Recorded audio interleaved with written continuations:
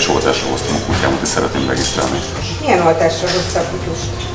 Kombinált oltásra.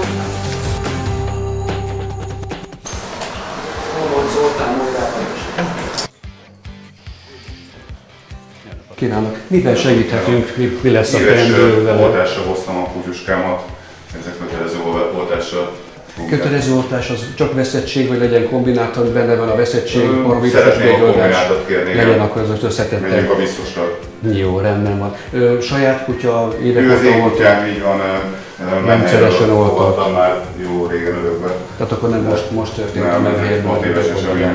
Jó, mert hogyha menhelyből fogad örökbe a kutyát az ember, akkor egy csomó minden oda kell figyelni, érdemes odafigyelni.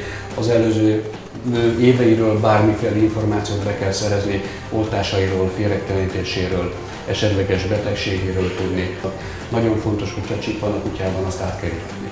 Az az ő személyigazolvány, egy egyedi azonosító, és nagyon-nagyon fontos, hogy az önök nevére írassák át. Ha önök lakást változtatnak, lakcímet változtatnak, másik városba költöznek, akkor is ezt állatorvosnál mindig jelezni kell. A félrektelenítés nagyon fontos, mi mindig 3 havonta javasoljuk a félreghajtó tabletta beadását, ugye a paraziták petékkel szaporodnak, ezek a peték ott lehetnek a környezetbe bárhol. Kutya belelép, beletapos, lenyalja, fölnyalja, amikor éppen szabadon vagy hogy a kórházon megy, akkor is hozzáférhet. Tehát mindenképpen a féregtelen állapot nagyon fontos, oltani is csak úgy oltunk, hogyha a kutya féregmentes. Tehát mindig előbb a féregtelenítés, rá pár napra a védőoltás.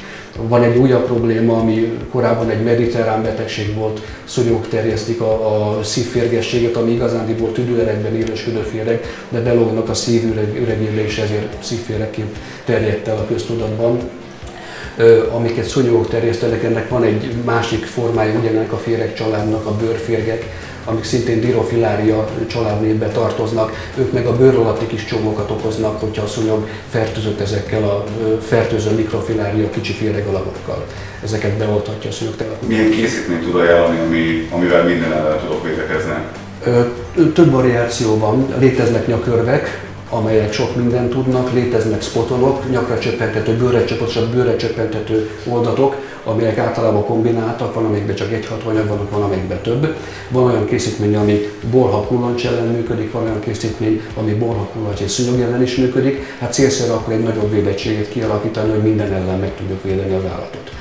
Ami nagyon fontos még, akár rajta is van bármiféle védelem, azért naponta séta után, hogyha erdőbe sétálnak, mindenképpen este át kell nézni a fegyvert.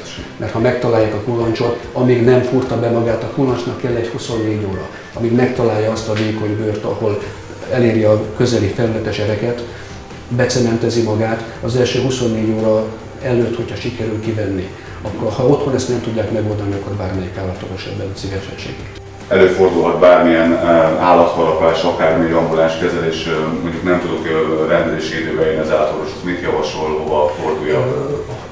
Vannak ügyeletes klinikák, ügyeletes állatorvosi rendelők, majdnem minden, nem azt mondom, hogy kerületekben, de területegységenként a fővárosban, a délpesti régióban és az északpesti régióban is. A központi helyen van a Lehel-úti állatkórházon, 24 órás ügyelet van, központi helyen van az állatorvosi egyetem klinikái, ahol szintén 24 órás ügyeleti ellátás van.